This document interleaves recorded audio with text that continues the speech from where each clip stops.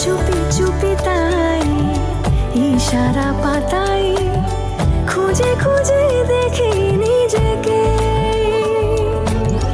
কে জানে কখন ভুলে গেছে মন, রূপ কথা সিলেবাসে নেই।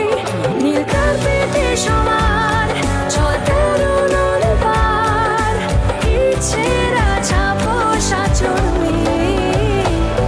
আমি সোনা কাকে ছুঁই নাকি রূপকা কিছুই, আমি জানি না কিছুই কাকে ছুঁই। আমি সোনা কাকে ছুঁই নাকি রূপকা কিছুই, আমি জানি না কিছুই কাকে ছুঁই।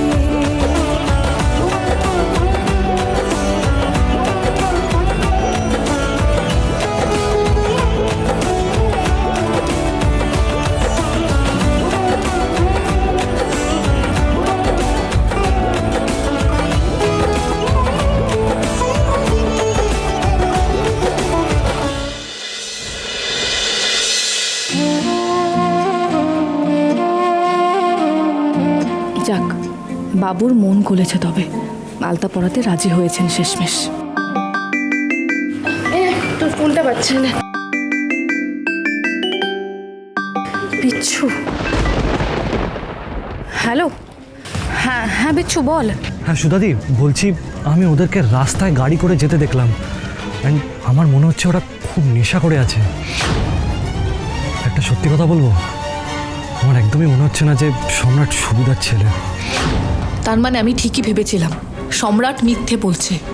আজ ওর বন্ধুর মায়ের অপারেশন নয়। শোন বিচ্ছু, তুই ওদের উপর নজর রাখ, আর আমাকে জানা ওরা কোন দিকে গেল। আমি এক্ষুনি আসছি। ঠিক আছে, আমি রাখলাম। আবার গোয়েন্দাগিরি? সুধা, বাড়িতে কিন্তু অনুষ্ঠান, ডলির আলতা উৎসব। কোথায় যাচ্ছ তুমি? এই যে গোয়েন্দাগিরি নয়, এটাই সুযোগ প্রমাণ করার যে ঠাম্মির পছন্দ করা ছেলে ওই সম্রাট ডলির যোগ্য নয়।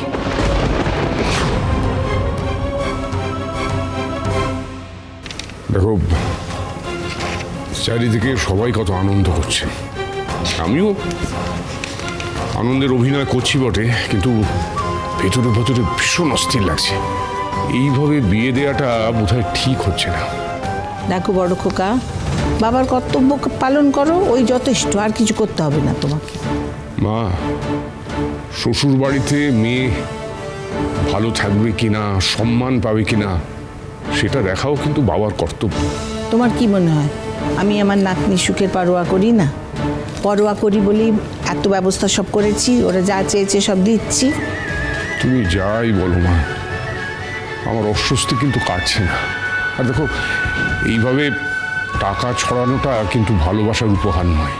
বড় খোকা, কেন তুমি সমানে তর্ক করছো বলো তো?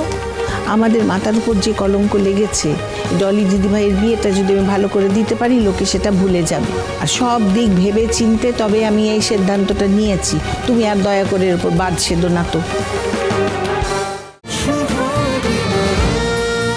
শুভ বিবাহ সোম থেকে রবি প্রতিদিন রাত 10:30টায় স্টার জলসায় ও জিও হটস্টারে।